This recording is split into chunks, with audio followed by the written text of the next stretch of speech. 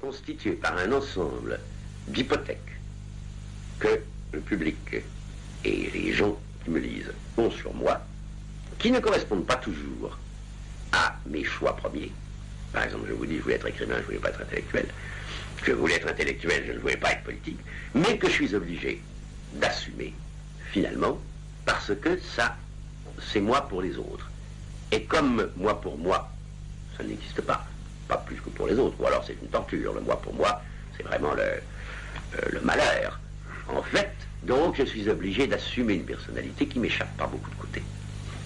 Et qui décide en dehors de moi très souvent. Car en effet, si j'ai pris part à un certain type de manifestation pour telle question politique, je suis obligé de prendre part à une manifestation analogue pour un problème qui relève au fond des mêmes questions fondamentales. Me voilà donc, comme ça, m'échappant.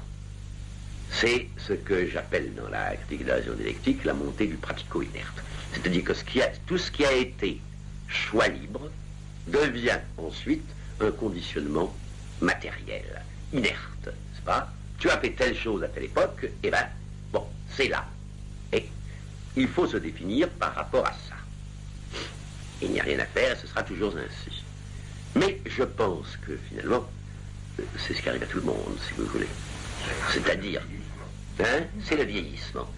C'est-à-dire que Horst a fait un très bon article là-dessus dans les temps modernes, qu'il a signé Gors, je crois.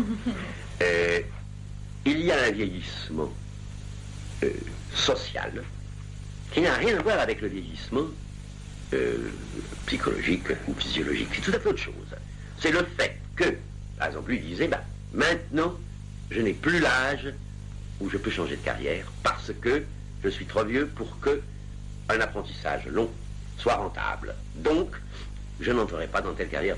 Donc, je suis de plus en plus confiné à la mienne. Finalement, c'est ce qui m'arrive aussi. J'ai renoncé de très bonne heure à mes rêves d'être danseur de cordes. J'ai eu quelquefois vers 8 ans, sans gêne. Je dois également renoncer, finalement, à être autre chose que cette espèce de composé hybride de ce que j'ai voulu être, de ce que les autres m'ont fait. Finalement, c'est ça ma réalité objective. Elle est aliénée, c'est normal. Nous sommes tous aliénés. Il faut se débrouiller comme on peut. Alors il me reste une petite marge de choix.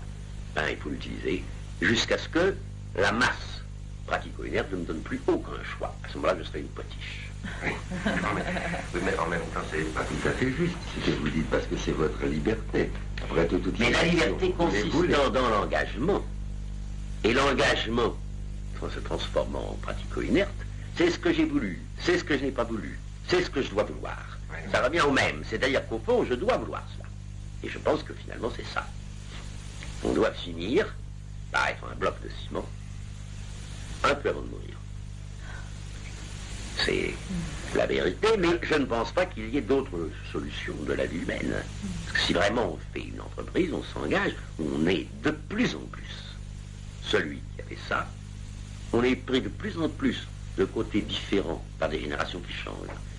Je vous dis, il y a une certaine personnalité Sartre qui existe pour les autres, que je ne connais pas complètement, qui varie, qui change, et qui cependant me conditionne puisque je dois l'assumer.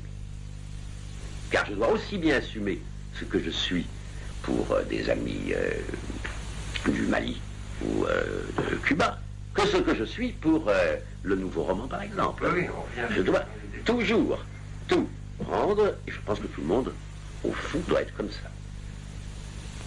Alors, si vous voulez, du moment que la liberté, c'est l'engagement, eh bien, la fin de l'engagement, c'est la disparition de la liberté. Seulement, on a accompli une vie.